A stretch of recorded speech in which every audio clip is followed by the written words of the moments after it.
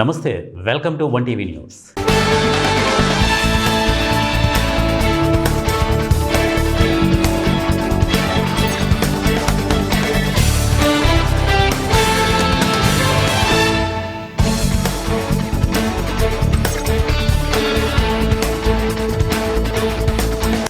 ప్రజా సమస్యల పరిష్కరించడమే తన ధ్యేయమని ప్రభుత్వ విప్ చిత్తూరు జిల్లా GD Nellore MLA doctor MV Thomas అన్నారు.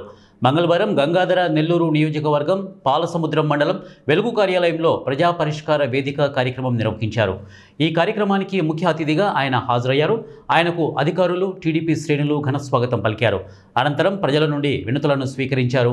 ఈ సందర్భంగా ఆయన మాట్లాడుతూ పీజీఆర్ఎస్లో వచ్చిన ప్రతి అర్జీని 10 రోజుల్లో పరిష్కరించాలని అధికారులను ఆదేశించారు. రాజకీయాలు ఎన్నికల వరకేనని, ఎన్నికల తర్వాత అందరూ ఒకటేనని వారన్నారు. నియోజకవర్గ అభివృద్ధికి అందరూ కలిసికట్టుగా పనిచేయాలని వారన్నారు. అదేవిధంగా మండలంలో ప్రభుత్వ భూమిని గుర్తించి బడుగు బలహీన వర్గాలకు ఇళ్ల స్థలాలు త్వరలోనే అందిస్తామని వారు తెలియజేశారు. అనంతరం 7 మందికి సీఎం రిలీఫ్ ఫండ్ చెక్కులను అందజేశారు. ఈ కార్యక్రమంలో మండల ప్రధాన కార్యదర్శి శేఖర్ రాజు, యువ నాయకుడు Talluri Shiva, Penumuri marketing committee vice chairman Arun Nathan, MPDO Satish, tahsildar Gurrappa, SI Rajasekhar, నాయకులు నవీన్ యాదవ్, మాజీ సర్పంచ్ కుప్పయ్య తదితరులు ఈ కార్యక్రమంలో పాల్గొన్నారు. కాబట్టి మీకు అది ఏం పెద్ద కష్టం కాదు, మీరు ఇస్తే నేను దాన్ని స్మూత్గా తీసుకోబోతాను అంతే. సో కాబట్టి దయచేసి మనం మండలంలో ఎన్ని ఎస్సీ కాలనీ ఉన్నాయి, ఎన్ని ఎస్టీ కాలనీ, ఎన్ని బీసీ కాలనీ ఉన్నాయి, ఓసీలో కూడా ఎంతమంది చాలా పూర్గా ఉన్నారు, ఆ లిస్ట్ అంతా ప్రిపేర్ చేసి ఇది వాళ్ళ పేర్లు, వాళ్ళ ఆధార్ నెంబరు, ఇంతమందికి ఇళ్ల స్థలాలు కావాలని మీరు ఒక రిక్వెస్ట్ ఇస్తే ప్రభుత్వం ఇమీడియట్గా పనిచేయడం స్టార్ట్ చేస్తుంది. ఎక్కడ స్థలం ఉంది వాళ్ళకి చేస్తారు. ఆ స్థలాన్ని మనం ఇమీడియట్గా కూడా మనం అడుగు బలహీన వర్గాలకు ఇవ్వడానికి చాలా యూస్ఫుల్గా ఉంటుంది. కాబట్టి ప్రభుత్వ యంత్రాంగం ఒక పక్క పనిచేసినా కూడా తెలుగుదేశం కార్యకర్తగా ఉమ్మడి ప్రభుత్వం ఉండేవాళ్ళు ప్రతి ఒక్కరు కూడా చొరవ తీసుకొని ఎవరెవరికి ఇళ్ల స్థలం లేదో వాళ్ళందరికీ కూడా 3 నుంచి 5 సెంట్లు ఇవ్వడానికి ప్రభుత్వం రెడీగా ఉంది. సో కాబట్టి ఐడెంటిఫై చేయాల్సిన బాధ్యత మీది, ల్యాండ్ని ఐడెంటిఫై చేయాల్సిన బాధ్యత ఎంఆర్ఓది, ఫైనల్గా పట్టా ఇవ్వాల్సిన బాధ్యత కలెక్టర్ని, ఎమ్మెల్యేని మీ అందరికీ తెలియజేస్తున్నాము. మంచి అవకాశాన్ని సద్వినియోగం చేసుకోవాలని చెప్పి ప్రతి ఒక్కరిని కూడా నేను రిక్వెస్ట్ చేస్తున్నాను. దయచేసి పాలిటిక్స్ వద్దు. పాలిటిక్స్ వచ్చి ఎలక్షన్ చేయడానికి మాత్రమే. ఎలక్షన్ చేసాము, పాలిటిక్స్ చేసాము, ఎలక్షన్ గెలిచాము. గెలిచిన తర్వాత మళ్ళా నెక్స్ట్ ఎలక్షన్ వచ్చినప్పుడు పాలిటిక్స్ చేస్తాం. అంతవరకు మంచి పరిపాలన అందిస్తాం. అర్థమైందా? 2,10,000 మంది ఓటర్లకి చంద్రబాబు నాయుడు గారు ముఖ్యమంత్రి, పవన్ కళ్యాణ్ గారు ఇక్కడ ఉండే వాళ్ళకి అందరికీ కూడా ఆయన కూడా డిప్యూటీ సీఎం.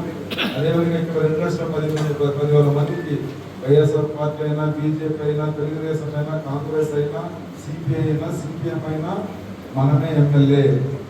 సో కాబట్టి దాన్ని గుర్తుపెట్టుకోండి.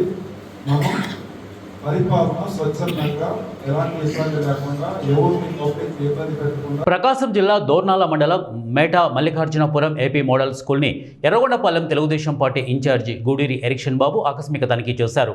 ఈ సందర్భంగా పాఠశాల, హాస్టల్ పరిసరాలను పరిశీలించారు.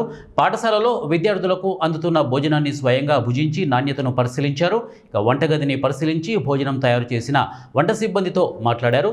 అనంతరం అక్కడ పరిస్థితులపై విద్యార్థులతో ముఖాముఖి నిర్వహించి ప్రత్యేకంగా వారి సమస్యలను అడిగి తెలుసుకున్నారు. ఈ సందర్భంగా ప్రిన్సిపల్ చర్యలపై విద్యార్థులు, సిబ్బంది సైతం ఫిర్యాదు చేశారు. మెనూ ప్రకారం భోజనం పెట్టడం లేదన్నారు. ఒకరోజు కూరగాయలు ఉంటే మరో రోజు ఉండడం లేదని, విద్యార్థులకు నీళ్ల పప్పుచారు, చింతపండు పిసికి రసం పెడుతున్నామని స్వయంగా సిబ్బందే ఇన్ఛార్జి దృష్టికి తీసుకువెళ్లారు. అలాగే వాష్రూమ్స్ లేక ఇబ్బందులు పడుతున్నామని, పరిసరాలు అపరిశుభ్రంగా ఉన్నాయని విద్యార్థినులు తెలిపారు. ఇక ఆర్ఓ ప్లాంట్ చెడిపోతే సంవత్సరం నుండి పక్కన పెట్టారని వారు తెలియజేశారు. ఆర్ఓ ప్లాంట్ విషయంలో ప్రిన్సిపల్ పొంతనలేని సమాధానం చెప్పడంతో ప్రిన్సిపల్పై ఎరిక్షన్ బాబు ఆగ్రహం వ్యక్తం చేశారు.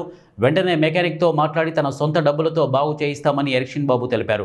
మరోవైపు ఆర్ఓ ప్లాంట్పై ఇంకా మాజీ ముఖ్యమంత్రి జగన్ ఫోటోలు ఉండడంపై ఆయన ఆగ్రహం వ్యక్తం చేశారు. దీంతో వెంటనే దానిని ప్రిన్సిపల్ తొలగించారు. ఈ సందర్భంగా ఎరిక్షన్ బాబు మీడియాతో మాట్లాడుతూ మాట్లాడుతూ వర్షాభావ పరిస్థితుల నేపథ్యంలో విద్యార్థులకు ఆరోగ్యం, ఆహారాన్ని మెను ప్రకారం అందుతున్నాయో లేదో తెలుసుకునేందుకు నియోజకవర్గం వ్యాప్తంగా పాఠశాలలను తనిఖీ చేస్తున్నామని, విద్యార్థులకు నాణ్యమైన భోజనంతో పాటు అన్ని రకాల సౌకర్యాలు కల్పించడమే సీఎం చంద్రబాబు, మంత్రి లోకేష్ల లక్ష్యమని వారు తెలియజేశారు.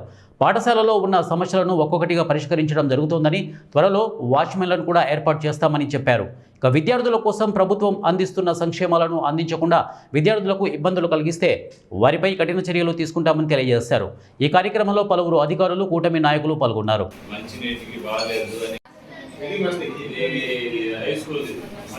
ఎన్ని రోజులైంది మనకి వాష్రూమ్స్ బ్లాక్ అయిపోయి?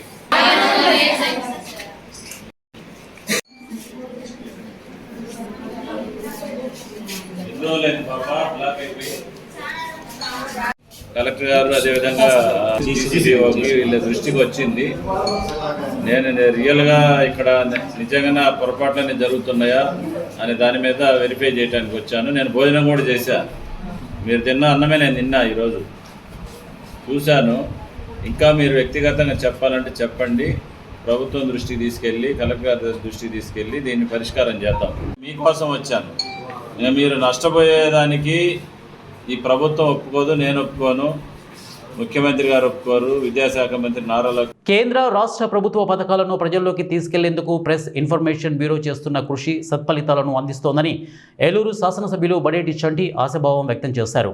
ఏలూరు నగరంలోని ప్రైవేటు ఫంక్షన్ హాల్లో విజయవాడకు చెందిన ప్రెస్ ఇన్ఫర్మేషన్ బ్యూరో ఆధ్వర్యంలో నగరంలోని రిపోర్టర్లకు వార్తా ల్యాబ్ మీడియా వర్క్షాప్ ద్వారా సమాచార వ్యవస్థపై అవగాహన కల్పించారు. ఈ కార్యక్రమానికి ముఖ్య అతిథిగా వచ్చిన ఏలూరు శాసనసభ్యులు బడేటి చంటి ముందుగా జ్యోతి ప్రజ్వలన చేశారు.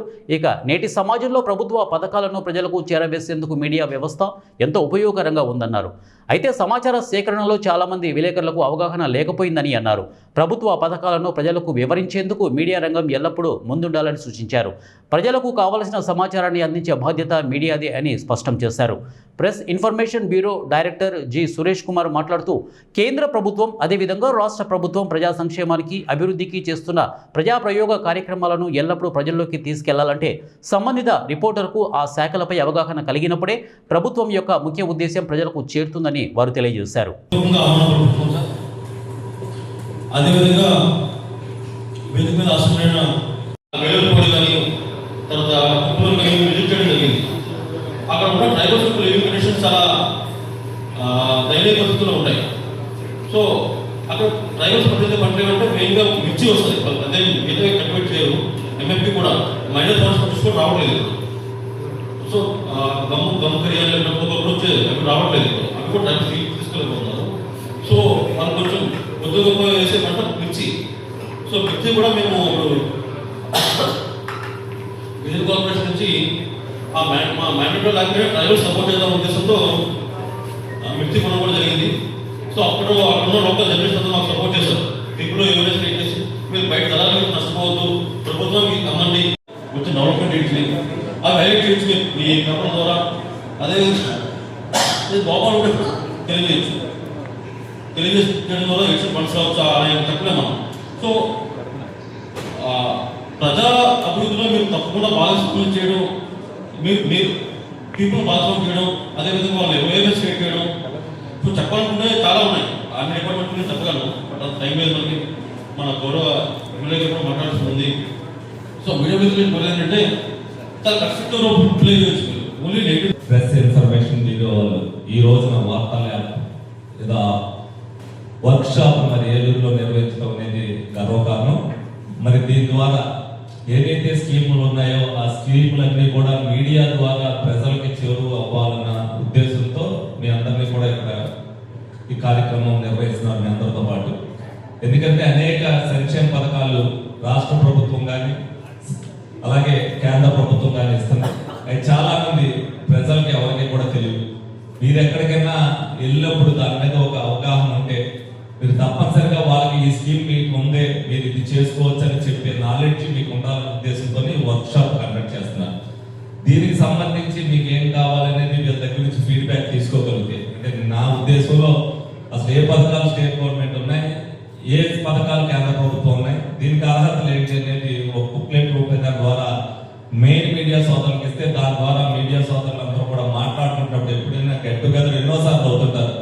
అందులో తెలుసుకోగలిగితే మీరు ఎక్కడైనా ఏదైనా ఇబ్బంది జరుగుతున్నప్పుడు లేకపోతే మీరు ఎక్కడైనా ఒక కార్యక్రమానికి వెళ్ళినప్పుడు ఆ స్కీమ్ గురించి దీంట్లో మీరు పెట్టుకోవచ్చమ్మా, దీంట్లో స్టేట్ గవర్నమెంట్ వస్తుంది, కేంద్ర ప్రభుత్వం వస్తుంది, మీరు పెట్టుకోవచ్చు అని చెప్పి మీరు చెప్తే మేము ఏ విధంగా అయితే అన్ని కూడా పథకాల గురించి మీడియా ద్వారా అభివృద్ధి చేస్తున్నాము, మీ మీడియా సోదరులు కూడా దాన్ని పబ్లిక్ లోకి తీసుకెళ్తే ఆ అవేర్నెస్ వస్తే ప్రజలకు ఎక్కువ మంది లబ్ధి జరుగుతుంది అనేది ఇది మెయిన్ ఉద్దేశం. దానికోసం ఈ వర్క్ షాప్ కండక్ట్ చేయడం జరిగింది. దాని గురించి మరి మీరందరూ కూడా మీడియా సోదరులు అందరూ కూడా సహకరించాలి.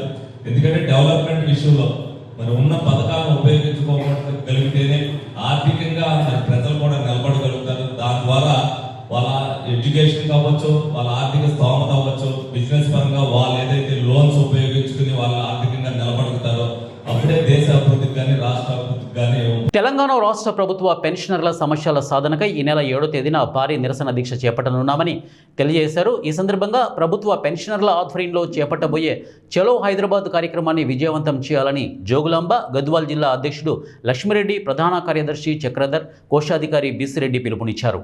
ఈ సందర్భంగా గద్వాల పట్టణంలోని పాత హౌసింగ్ బోర్డు రిటైర్డ్ ఉద్యోగుల సంఘం కార్యాలయంలో వారు మీడియాతో మాట్లాడారు. ఈ సందర్భంగా చలో హైదరాబాద్ గోడపత్రికను వారు విడుదల చేశారు. దీర్ఘకాలంగా పెండింగ్లో ఉన్న తమకు రాబో బెనిఫిట్లను విడుదల చేయాలని రాష్ట్ర ప్రభుత్వాన్ని డిమాండ్ చేశారు. పెన్షనర్లకు ఉచిత ఓపీతో పాటు నగదు రహిత వైద్య చికిత్సను అందించాలని, ఇంకా పరిష్కారం కాని ఎన్నో సమస్యలను రాష్ట్ర ప్రభుత్వం వెంటనే తీర్చాలని ఈ నెల 7న చలో హైదరాబాద్ కార్యక్రమానికి విశ్రాంత ఉద్యోగులంతా తరలి వచ్చి విజయవంతం చేయాలని వారు కోరారు. సేవలు మనం వినియోగించుకున్నాం. ఇంతకుముందు ఉన్నటువంటి ప్రభుత్వం కొన్ని ఇబ్బందులకు గురి చేసింది, చెప్పినవన్నీ చేయలేదు. అవి చేయడానికి మేము ముందుకు వస్తామని చెప్పి మనకు ఫస్ట్ మాకు కావాల్సినటువంటి దాంట్లో అత్యధికమైనటువంటి ప్రాముఖ్యత ఉన్నటువంటి అంశం అంటే employees health card, employees health scheme, EHS అనే స్కీమ్ ఎప్పుడో స్టార్ట్ అయింది. అయితే అది కొంతకాలం కొంత మేరకు నడిచి ఆ తర్వాత డబ్బులు ఇవ్వక, మా ఆరోగ్యాలకి సరిపోయినటువంటి డబ్బులు ఇవ్వక, చేయించుకున్న వాళ్ళకి డబ్బులు రాక, మరి రీఎంబర్స్మెంట్ బిల్స్ మేము చేసుకుంటే కూడా ఆ డబ్బులు కూడా ఇవ్వకుండా పెండింగ్ పెట్టి హాస్పిటల్ వాళ్ళు చేయకుండా పూర్తి బంద్ చేసినారు. ఈహెచ్ఎస్ అంటే లేదని పరిస్థితి వచ్చింది. తర్వాత మా వాళ్ళు ఏడు వాళ్ళు న్యాచురల్గా చనిపోతారు. చనిపోయిన వాళ్లకు ఇమ్మీడియట్గా డెత్ రిలీఫ్ డబ్బులు ఇచ్చే పరిస్థితి లేకుండా ఇది చాలా దారుణం.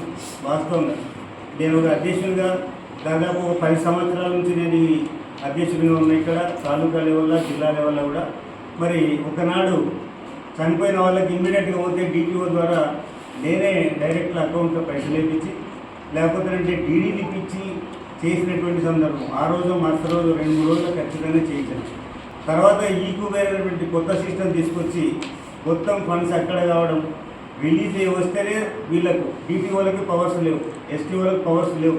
ఆ రకంగా తీసేసి ఫినరల్ ఛార్జెస్ కూడా ఇచ్చేటువంటి పరిస్థితి లేకుండా అయిపోయింది. చాలా దారుణం. న్యాయంగా 30-40 సంవత్సరాలు వీళ్ళు పనిచేసి రావాల్సినటువంటి ఒక హక్కుగా ఉన్నటువంటి డబ్బులు, విధిగా ఇవ్వాల్సినటువంటి డబ్బులను కూడా డబ్బులు లేవనటువంటి పరిస్థితిలో కాలయాపన చేస్తూ ఇంతవరకు ఇవ్వడం లేదు. కొంతమంది మిత్రులు విధి లేక కోర్టుకు పోతే వాళ్ళు కొంతమందికి ఓరిద్దరికి ఏదో ఇచ్చినారని తెలిసింది తప్ప మిగతా వాళ్ళకి పోతే కోర్టు కూడా ఇస్తారంటే మన దగ్గర డబ్బులు లేవని చెప్పి నీ చేతులు ఎత్తేసే పరిస్థితి ప్రభుత్వం చేస్తుంది. నిజంగా కూడా ఇది నిరసన చేసేటువంటి పరిస్థితి కరెక్టా కాదా ఒకసారి ఆలోచన చేయండి. డెఫినెట్గా చాలామంది తీసుకొని మొత్తం రాష్ట్ర వ్యాప్తంగా వేల మందిని సమీకరించుకొని వాళ్ళకి ఎంత ఇబ్బందులు ఉన్నా నేను రిక్వెస్ట్ చేస్తున్నాను. మా మిత్రులు ఆరోగ్య పరిస్థితులు బాగాలేవు, నడవలేరు, మోకాలు నొప్పులు ఉన్నాయి, గుండె జబ్బులు వచ్చిన వాళ్ళ ట్రీట్మెంట్ రకరకాల మెడిసిన్స్ వాడుతున్నారు. మరి పెద్దపల్లి జిల్లా రామగుండం నియోజకవర్గం ఎమ్మెల్యే రాజ్ ఠాగూర్ రౌడీ రాజ్యాన్ని నడుపుతున్నారని టీఆర్ఎస్ నాయకులు కౌశిక హరి తీవ్రస్థాయిలో మండిపడ్డారు. ఎమ్మెల్యే పట్టణ సుందరీకరణ పేరుతో గోదావరి ఖనిలో కూల్చివేతలకు పాల్పడుతుండడంతో అనేక మంది నిరాశ్రయులుగా మారనున్నారని, ఇక నిరాశ్రయులను టీఆర్ఎస్ నేత కౌశిక్ హరి పరామర్శించారు. ఎమ్మెల్యే ఎలాంటి ప్రణాళికలు లేకుండా పక్క నిర్మాణాలను కూల్చివేస్తున్నారని ఆయన ఆరోపించారు. ఎన్నికల ముందు కాంగ్రెస్ ప్రభుత్వం ఇచ్చిన హామీలను దాటవేసేందుకు కూల్చివేతల పర్వం సాగిస్తున్నారని ఆయన ఆగ్రహం వ్యక్తం చేశారు. పోలీసులను అడ్డుపెట్టుకుని ఎమ్మెల్యే అరాచకాలు సృష్టిస్తున్నారని, 2 ఏళ్ల పాలనలో ఎమ్మెల్యే చేసిన అభివృద్ధి ఏమీ లేదని ఆయన ధ్వజమెత్తారు. అభివృద్ధికి తామేమీ అడ్డం కాదని, ప్రణాళికాబద్ధంగా పూర్వ వైభవం తీసుకురావాలని ఆయన డిమాండ్ చేశారు. రాజశేఖర రెడ్డి ప్రభుత్వం ఆంధ్రప్రదేశ్ ఉన్నప్పుడు ఆ ఇళ్ల జాగాలకు పట్టాలు ఇచ్చింది. అసెంబ్లీలో పాస్ చేసి గౌరవ రోషయ్య గారు ముఖ్యమంత్రి జీవో కూడా పాస్ చేశారు. సో ఆ పట్టాలతో మేము రేకుల ఇళ్ళనే జీవనం గడుపుతాను. చాలా పాత ఇల్లు. అంటే గత 10 నెలలుగా ఎమ్మెల్యే ఇక్కడ లోకల్ ఎమ్మెల్యే తన మనుషుల్ని పంపించి ఇక్కడ మామిడి చెట్టు కింద వాళ్ళ ఇల్లు ఇక్కడ కాదు 10 కిలోమీటర్ల దూరం ఉంటుంది. ఇక్కడ రోజు పొద్దున వచ్చాక కూర్చొని రాత్రి వరకు మమ్మల్ని భయభ్రాంతలకు గురి చేసి రాత్రి డోజర్ పెడితే కుటుంబాలు మొత్తం దాని కిందనే సమాజ్ చేసి సేవలు కూడా తీయం. మీరు ఏం చేసుకుంటారో చేసుకోవాలి. కడితేనేమో ఈ రేకుల ఇల్లు మాకు కనిపించదు, తీసేసి G+1 కట్టుకోవాలి. లేదంటే రాత్రి డోజర్ వచ్చి కొట్టేస్తే మీ శవాలు కూడా బయటకు తీసే నాదుడు ఉండడు. లేదంటే మీరు మీ అంతటా మీరు కట్టుకోండి అంటే రేకుల ఇల్లు కనిపించద్దంట ఎమ్మెల్యేది. మరి ఈ రేకుల ఇళ్లను వచ్చి ఓట్లు అడుక్కున్నాడు, ఎటుపోయింది నేను అడుగుతున్నాను. రేకుల ఇల్లు వద్దన్నప్పుడు రేకుల ముందు వచ్చి అడిగినావు కదా, ఏడిసినావు. ఆడదానిలక్క ఏడిసి మా ముందు నటన చేసి మమ్మల్ని ఓట్లు తీసుకున్నావు, మేము మా ద్వారా తీసుకున్నాం. మరి ఈరోజు ఆ మాట అప్పుడే చెప్పని ఉంటుంది. ఇంకా సోషల్ మీడియాలో ఆడు మగాడ్రా బుజ్జి అని పెట్టించుకుంటున్నాడు. నేను ఒకటే క్వశ్చన్ అడుగుతా, ఆడు మగాడ్రా బుజ్జి అంటే ఎలక్షన్కి వచ్చినాడు ఓట్లు అడిగిన జ్ఞానం లేకుండా, ఏ అధికారితో సంప్రదింపులు లేకుండా అసలు ఇది ఎవరు కూలగొడుతున్నారు? సింగరేణి వాళ్ళు కూలగొడుతుర్రా, మున్సిపల్ వాళ్ళు కూలగొడుతుర్రా? కూలగొట్టే అధికారం వాళ్ళకి ఏమున్నది? ఇవన్నీ కూడా పట్టాలు ఉన్నాయి. ఇది బ్లాక్మెయిల్ చేసే విధంగా రాత్రి వచ్చేస్తాడు, ఒకటి చెప్పిపోతాడు, పొద్దున వచ్చి ఒకటి చెప్తాడు, ఇవి మొత్తం కూలిపోతాయి, మీరు వచ్చిపోయి అన్నకు బాయికి కలిసి మీరు పద్ధతిలో కట్టుకోకపోతే మొత్తం కూలుతాయని ఇంకోటి బ్లాక్మెయిల్ చేస్తాడు. ఇట్లా బ్లాక్మెయిల్ చేస్తూ వాళ్ళు ఇచ్చిన డిజైన్ ప్రకారం వీళ్ళు కట్టుకోవాలంట.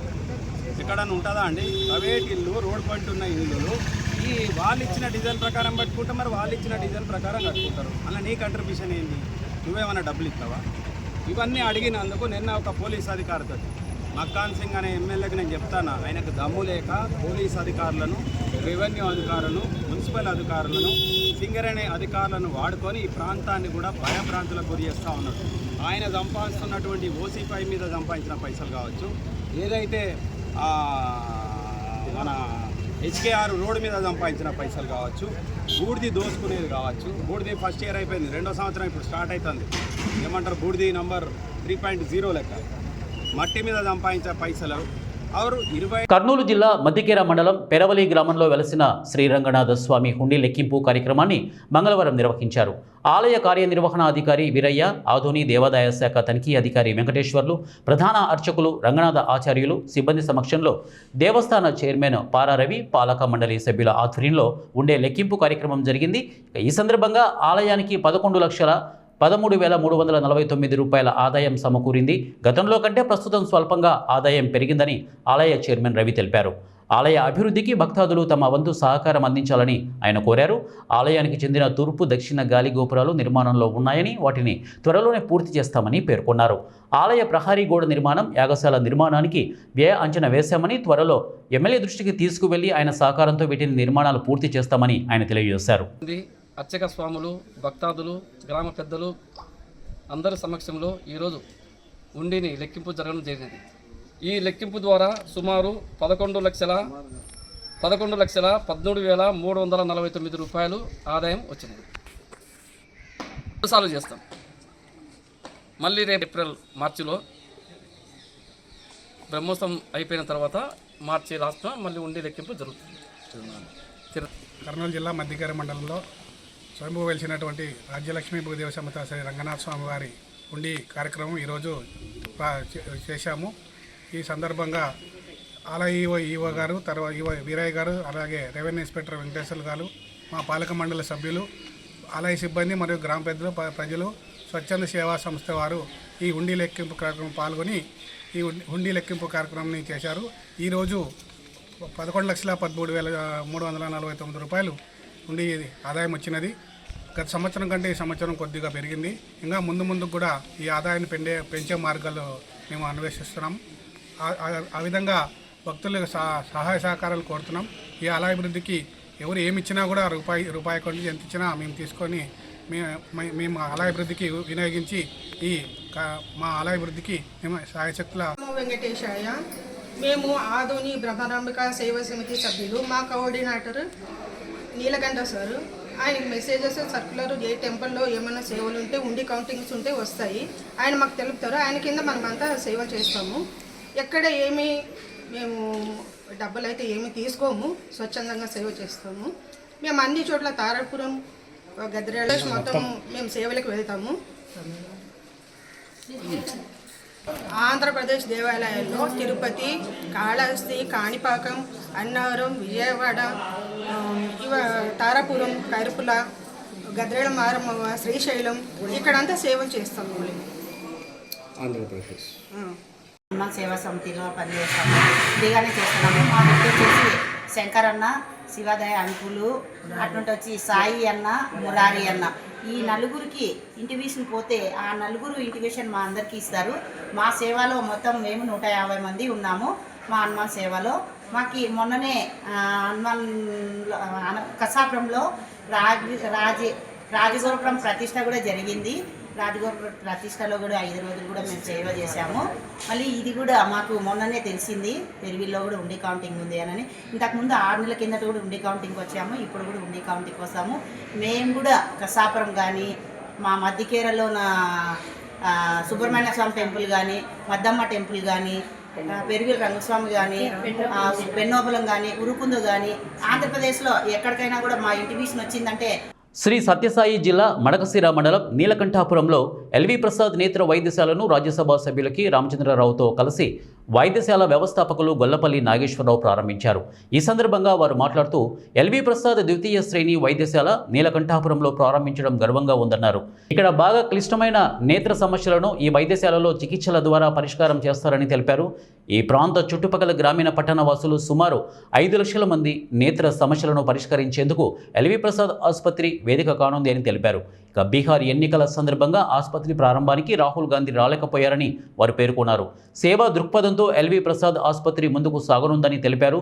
చేవెళ్ల బస్సు ప్రమాద ఘటనపై కేవీపీ దిగ్భ్రాంతి వ్యక్తం చేశారు.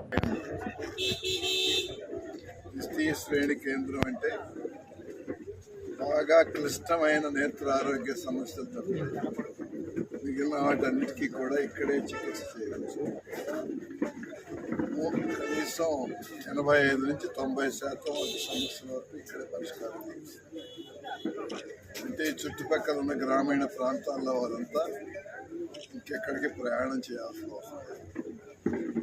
మా ఉద్దేశం ఏమిటంటే ఈ చుట్టుపక్కల ఉన్న 5 లక్షల జనాభాకి 5 సంవత్సరాల లోపు అనవసరమైన కంటి చూపు తగ్గడం కానీ అంధత్వం కానీ ఉండటానికి 5 సంవత్సరాలు. సర్వేంద్రియాణాయ నయనం ప్రధానం. ఇది ఇక్కడ ప్రజలకి సేవ చేయటమే కాకుండా ఒక సేవా తత్పరతను కూడా ఇది అలవర్చుకోవడానికి ఈ ఐ డొనేషన్ క్యాంపెయిన్కి కూడా ఇది బాగా పనికొస్తుంది. యాక్చువల్గా దీనికి రాహుల్ గాంధీ గారు రావాల్సి ఉండింది. బీహార్ ఎలక్షన్ వల్ల వారు రాలేకపోయారు. ఈవేళ రంగారెడ్డి జిల్లా చేవెళ్ళలో జరిగిన ఘోరమైన బస్సు ప్రమాదం. సత్యసాయి జిల్లా మడకశిర నియోజకవర్గ ప్రాంతంలో హంద్రీనీవా కాలువలను ఎమ్మెల్యే ఎంఎస్ రాజు జిల్లా కలెక్టర్ శ్యాంప్రసాద్తో కలిసి పరిశీలించారు. ఈ సందర్భంగా వారు మనూరు గ్రామం వద్ద పంప్ హౌస్లో నుంచి పైపుల ద్వారా వెళ్తున్న నీటి ప్రవాహాన్ని వారు పరిశీలించారు. కొద్ది రోజుల క్రితం కాలువకు గండిపడిన ప్రాంతంలో పంట నష్టపోయిన రైతులను చట్టపరంగా ఆదుకుంటామని హామీ ఇచ్చారు. నియోజకవర్గంలోని ఆఖరి చెరువు వరకు హంద్రీనీవా లిఫ్ట్ ద్వారా జలాలను నింపి జలహారతి కార్యక్రమాన్ని చేపట్టేందుకు కాలువ పనులను ప్రత్యేకంగా పరిశీలిస్తున్నామని వారు తెలియజేశారు. అదే మన అక్కడ బ్రీచ్ అయింది. ఇది 1 సైడ్ అయింది సార్, రైట్ సైడ్ అయింది కొద్దిగా.